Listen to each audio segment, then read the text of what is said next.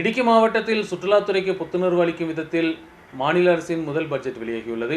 வழித்தட மேம்பாட்டு, சுற்றுலா மற்றும் ஃபார்ம் டூரிசம் போன்றவற்றிற்கு பட்ஜெட்டில் முக்கியத்துவம் அளிக்கப்பட்டுள்ளது. இது சுற்றுலாத்துறைக்கும் புத்துணர்வை வழங்கியுள்ளது. மாநில பட்ஜெட்டில் மலைப்பிரதேசமான இடுக்கி மாவட்டத்திற்கு கலவையான வரவேற்பை கிடைத்துள்ளது. சுற்றுலாத்துறை மற்றும் உள்கட்டமைப்பு மேம்பாட்டிற்கு முன்னுரிமை அளிக்கும் விதத்தில் அறிவிப்புகள் இந்த பட்ஜெட்டில் இடம்பெற்றுள்ளன. இடுக்கி மாவட்டம் சந்தித்து வரும் மிக முக்கிய பிரச்சனையான வனவிலங்கு தாக்குதலை தடுப்பதற்கான சிறப்பு முக்கியத்துவம் பட்ஜெட்டில் கொடுக்கப்பட்டுள்ளது. மாநிலம் முழுவதும் வனவிலங்கு தடுப்பு நடவடிக்கைகளுக்காகவும் வனப்பகுதியை ஒட்டியுள்ள குடியிருப்பு பகுதிகளின் பாதுகாப்பிற்காக பணம் ஒதுக்கப்பட்டுள்ளது. இடுக்கி மாவட்டத்திற்கு தனி சிறப்பு பேக்கேஜ் வேண்டுமென்ற கோரிக்கை இந்த பட்ஜெட்டிலும் அவகணிக்கப்பட்டுள்ளது. புலி, சிறுத்தை போன்ற வனவிலங்குகளின் எண்ணிக்கையை கணக்கெடுக்கும் முடிவு வரவேற்பத்தக்கதாக இருந்தாலும் விவசாய சேதங்களுக்கும் உயிர் சேதங்களுக்கும் உடனடியாக தீர்வு கிடைக்குமா என்ற கேள்விக்குறி எழுந்துள்ளது. சுற்றுலா மற்றும் உள்கட்டமைப்பு மேம்பாட்டில் இடுக்கிக்கு பட்ஜெட் நம்பிக்கை அளித்தாலும் விவசாயிகளையும் சாதாரண மக்களையும் பட்ஜெட்டிற்கு ஆதரவு கிடைக்குமா என்பது கேள்விக்குறியாகவே உள்ளது.